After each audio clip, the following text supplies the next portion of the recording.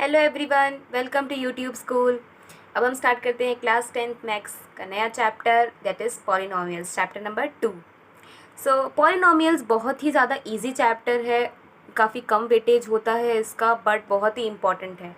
बाकी algebra chapters के मुकाबले इसका वेटेज थोड़ा सा कम होता है, बट ये अगर आप ये चैप्टर समझेंगे तभी आपको आगे के चैप्टर समझ में आएंगे। So this is a very very very important chapter.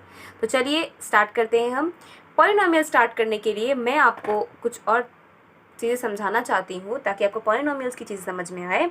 समझिए, मैंने यहाँ पे लिख के रखा है नंबर 3 और x, 3x।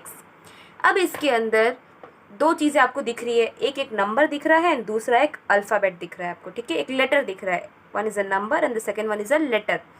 सो इसमें ये क्या है और ये क्या है, समझिए। ये 3 ऑफ x तो मेरे लिए भी 3 है, इसका 3 मेरे लिए भी 3 है, आपके लिए भी 3 है, और अगर मैं विदेश में जाऊंगी तो उनके लिए भी ये 3 ही है। पर ये x क्या है, ये x तो चेंज हो सकता है। मैं बोलूँ कि नहीं, x तो है 5, मतलब x की जो भी वैल्यू है दैट इज़ 5। पर आप बोलते कि नहीं मैम, जो x की वैल्यू है वो शायद -3 हो जाए। कोई और बोलता है कि नहीं, ये x की वैल्यू -4/8 हो जाए, या फिर -4/3 हो जाए, कुछ भी वैल्यूज़ हो सकती है।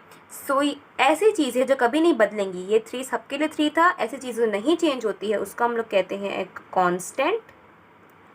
एंड जो चीज़ें वेरी करती है, मतलब मेरे लिए अलग है, आपके लिए अलग है, किसी और के लिए और भी अलग हो सकती है, ऐसी चीज़ों को हम लोग कहते हैं वेरिएबल। कांस्टेंट एंड वेरिएबल, और इसी कांस्टेंट एंड वेरिएबल के जोड़े को हम लोग कहते हैं एक टर्म। ओके, एक टर्म के अंदर एक कांस्टेंट और एक वेरिएबल आ सकता है, खाली वेरिएबल भी हो सकता है, मतलब कि खाली y, that is a term. ये एक टर्म है, कैसे? क्योंकि इसके आगे कोई भी कांस्टेंट नहीं तो हम 1 मान सकते हैं, ठीक है। तो मतलब ये है, माइनस का y भी एक है क्योंकि इसके पास भी -1 हो गया कांस्टेंट के अंदर, ठीक है। पर खाली नंबर कोई टर्म नहीं हुआ है, मतलब कि मैं कह दूँ 3 is a term, so it is not a term. पर हम इसको टर्म बना सकते हैं कि मैं इमेजिन कर सकती हूँ कि 3 के ऊपर x की पावर 0 रही होगी, तो x किसी भी नंबर के ऊपर पावर 0, मतलब वो पूरा 1 बन जाता है। तो 3 1s are 3। सो ऐसे ये टर्म बनता है, बट रियलिटी में it is not a term. अगर आपको कोई 3 कहे कि खाली 3 एक टर्म है, so it is not a term, but खाली y, खाली x, माइनस का z, p, ये सब के सब टर्म्स हैं। ओके, सो अभी इन्हीं टर्म्स के लिए हम लोगों ने अलग अलग चीज़ें निकाली है, मतलब इन टर्म्स के बेसिस पे हम लोगों ने एक और नए नए मैथमेटिकल टर्म वर्ड्स बनाए हैं। वापस टर्म नहीं भूलूंगी वरना कंफ्यूज देंगे आप लोग।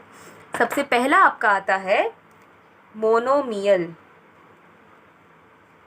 मोनोमियल, सो मोनोमियल एक ऐसा मैथमेटिकल टर्म है एक ऐसा मैथमेटिकल वर्ड है जिसके अंदर आप ऐसे चीज़ों के बारे में बात करते हैं जिनमें सिर्फ एक ही टर्म होता है, मतलब कि खाली y, माइनस का 3x, प्लस का 4z, 8pq। देखिए, एक बार में 2 वेरिएबल जुड़ सकते हैं, मतलब आप एक ही बार में कितने भी वेरिएबल जोड़ सकते हैं, मतलब कि 9pqxyz, ये सब के सब पूरा एक टर्म है, ठीक है। ये पूरा ही एक टर्म है। So this is a term, this is a term, this is a term, this is a term and this is a term. So monomial में सिर्फ एक ही टर्म के बारे में बात होती है, जिसके अंदर एक ही टर्म हो, ऐसे मैथमेटिकल ऑपरेशंस मोनोमियल में आते हैं, ठीक है। अगला आता है आपका बायनोमियल। बायनोमियल, देखिए, मोनो का मतलब होता है 1, बाय मीन्स 2। सो बायनोमियल के अंदर हम लोग 2 टर्म्स के बारे में बात करेंगे, 2 टर्म्स जो किसी ना किसी साइन से जुड़े हुए होते हैं, जैसे कि -y + x। So this is a binomial, this is binomial. 4x + 3z, so this is binomial. 8y - 4pqr, this is also binomial, ठीक है। एक बार में एक कांस्टेंट के साथ में कितने वेरिएबल जुड़ सकते हैं, तो एक टर्म बना देंगे। सो अगर कोई एक टर्म किसी ना किसी साइन से दूसरे टर्म से जुड़ा हुआ होगा, किसी ना किसी साइन, मतलब वो सिर्फ एडिशन या सब्ट्रैक्शन का साइन होना चाहिए, एडिशन या सब्ट्रैक्शन के साइन के साथ में किसी और टर्म से जुड़ा हुआ होगा, तो वो बन जाएगा एक बायनोमियल। अगला आता है आपका ट्राइनोमियल।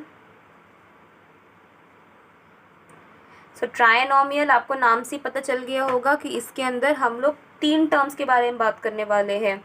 सो माइनस वाई समझिए, इसी में मैंने minus y plus x plus z कर दिया। तो देखिए 3 अलग अलग टर्म्स किसी साइन से जुड़े हुए हैं, एडिशन या सब्ट्रैक्शन की साइन से जुड़े हुए हैं, तो ये हो गया ट्राइनोमियल। ठीक है, जैसे कि मैंने लिख दिया 4q minus 8pqrs plus 3z, ये क्या हो गया, ये पूरा एक ट्राइनोमियल टर्म हो गया। बट रिमेंबर दिस कि अगर मैंने लिखा है 4q माइनस 8q, तो ये कोई प्लस 8, अगेन मैंने लिख दिया प्लस 8q, तो ये कोई ट्राइनोमियल टर्म नहीं हुआ। याद रखिए, आप एक ही वेरिएबल नहीं डाल सकते हैं। मैंने यहाँ पे क्या किया था, यहाँ पर q था, यहाँ पर q था, ऐसा गलत आप नहीं कह सकते। सो क्यों, क्योंकि मैंने इस q के साथ में p, r और s भी जोड़ दिया। सो इसने अपने एक अलग आइडेंटिटी बना दी इस बार। ओके, खाली एक ही वेरिएबल अगर आप जोड़ते हैं सो ये कोई ट्राइनोमियल नहीं हुआ। अगला आपका आता है पॉलिनोमियल्स, जो कि आपका मेन चैप्टर है। पॉली मीन्स बहुत सारे, पॉलीथीन जिसमें इथीन के बहुत सारे मॉलिक्यूल्स होते हैं तो हम उसको पॉलीथीन बोल देते हैं। वेल, केमिस्ट्री में नहीं घुसना है हमको, हम वापस चलते हैं मैथ्स में। सो पॉली मीन्स मैनी। सो बहुत सारे नोमियल्स नोमियल्स नहीं जोड़ने हमको, बहुत सारे टर्म्स जोड़ने हैं। सो बहुत सारे टर्म्स जोड़ के हम बनाते हैं पॉलिनोमियल्स। ओके, जैसे कि मैंने लिख दिया minus y plus x plus z minus p q plus 8r plus 4xz। देखिए यहाँ पे खाली z था पर यहाँ पे xz है, प्लस 9yp। ये सब के सब क्या, ये पूरा का पूरा पार्ट क्या हो गया आपका पॉलिनोमियल। इसमें काफ़ी सारे टर्म्स जुड़े हुए हैं। सो मोनोमियल, बायनोमियल, ट्राइनोमियल, पॉलिनोमियल समझ में आ गया होगा। अब हम चलते हैं चैप्टर में आगे। तो चलिए अब हम बात करते हैं जीरोज ऑफ पॉलिनोमियल्स के बारे में। ज़ीरो क्या होता है किसी पॉलिनोमियल का? Well, zero of a polynomial is a number, मैं लिख देती हूँ, ज़ीरो ऑफ अ पॉलिनोमियल एक ऐसी चीज़ है, एक ऐसा नंबर है, zero is also called a solution, एक ऐसा नंबर जिसको आप अपने पॉलिनोमियल इक्वेशन में डालेंगे तो वो आंसर ज़ीरो लेकर आ जाए। समझिए मेरे पास एक पॉलिनोमियल इक्वेशन है 3y plus 4z plus 8 equals to 0। मैंने समझिए एक पॉलिनोमियल इक्वेशन डाला है। इक्वेशन होने का मतलब कि उसके पास इक्वल्स टू की साइन होनी चाहिए, ठीक है, तभी ये इक्वेशन बन पाएगा। एक ऐसे इक्वेशन में y और z की ऐसी वैल्यूज़ जो इस इक्वेशन में डालते ही ये पूरे इक्वेशन का आंसर ज़ीरो आ जाए, this is called a zero of a polynomial. Zero of a polynomial को निकालने के काफ़ी सारे तरीके होते हैं, जिनमें से सबसे पहला मेथड है ग्राफिकल मेथड।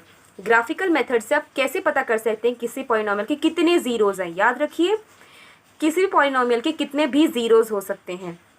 एक और चीज़ मैं आपको बता दूं कि पॉलिनोमियल्स के अंदर या मोनोमियल, बायनोमियल, ट्राइनोमियल के अंदर आप इस तरीके से भी इनको डिफ्रेंशिएट कर सकते हैं। लाइक मैं लिख देती हूँ 3x² minus x. So this is a binomial term. क्यों? क्योंकि इसमें दोनों जगह वेरिएबल तो x ही है, पर यहाँ पे x के पास पावर अलग है और यहाँ पे x के पास पावर अलग है। सो बाय पावर आप इसको डिफ्रेंशिएट कर सकते हैं। यहाँ पर भी आप पावर्स के थ्रू अलग अलग कर सकते हैं। एक के पास क्यूब की पावर दे दीजिए, एक के पास स्क्वायर की पावर दे दीजिए, एक के पास कोई पावर मत दीजिए। सो वो भी आपका हो जाएगा एक ट्राइनोमियल टर्म। ठीक है, समझे? तो अभी हम बताते हैं ज़ीरो कैसे निकालते हैं थ्रू ग्राफिकल मेथड। ठीक है, तो चलिए देखते हैं। So this is a graph. यहाँ पे 4 ग्राफ मैंने बना के रखे हैं। इसके अंदर मैं बोलती हूँ कि p ऑफ x कितने हैं।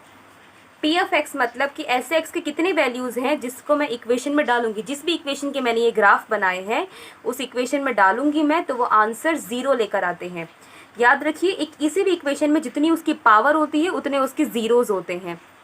उसका भी वही वाला एक मेथड है जो कि हम ग्राफिकल मेथड की बात करते हैं। तो सबसे पहला देखिए कि हम लोग कैसे निकालेंगे कि इसके पास कितने ज़ीरोज़ हैं।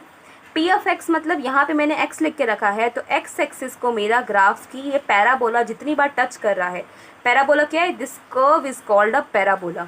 यहाँ ये भी पैराबोला है, this is also parabola and this is also a parabola. So मेरा पैराबोला x एक्सिस को, ग्राफ के पास 2 एक्सिस होते हैं, this is called x axis, horizontal axis x axis होती है and the vertical axis is the y axis. So X axis को मेरा ग्राफ का पैराबोला जितनी बार भी टच कर रहा है उतने उसके ज़ीरोज़ हो जाएंगे। यहाँ पे कितनी बार टच कर रहा है, 1 2 एंड 3 टाइम्स टच कर रहा है, तो इसका आंसर हो गया 3 सॉल्यूशंस। ओके, यहाँ पे देखिए कितनी बार टच कर रहा है, 1 2 3 4 टाइम्स टच कर रहा है, तो इसके आंसर हो गया 4 सॉल्यूशंस। मतलब 4 ऐसे नंबर्स हैं जिनको जिस इक्वेशन से मैंने ये ग्राफ बनाया है उस इक्वेशन में डालूंगी तो वो आंसर 0 लेकर आ जाएंगे। ठीक है, और वो 4 नंबर कौन कौन से होंगे, जिस पॉइंट पे ये टच कर रहे होंगे वो 4 नंबर्स होंगे। अगले में देखिए कितना है, 1 2 है यहाँ पे। याद रखिए वाई एक्सिस को भले कितनी बार भी टच कर रहा हो पर आपको वाई एक्सिस को काउंट नहीं करना है, आपको सिर्फ और सिर्फ एक्स एक्सिस को ही देखना है। अगला देखिए यहाँ पे, तो यहाँ पे ये सिर्फ एक ही पॉइंट पे टच कर रहा है, तो इसका सोल्यूशन हो गया 1। तो ग्राफ के हिसाब से आप इस तरीके से कर सकते हैं। कितने सोल्यूशन हैं आप, ये बहुत ही ईजी है निकालना है ना। का पहला एक्सरसाइज यही है जिसमें आपको ग्राफ के हिसाब से निकालना है। I think second exercise. Okay, चलिए अब हम दूसरा मेथड देखते हैं कि कैसे निकालते हैं आपके सॉल्यूशंस। ओके, सो एक और मेथड है पावर के थ्रू देखना। समझिए मैंने आप एक इक्वेशन लिख के रखा है 3x² + 4x + 8 = 0।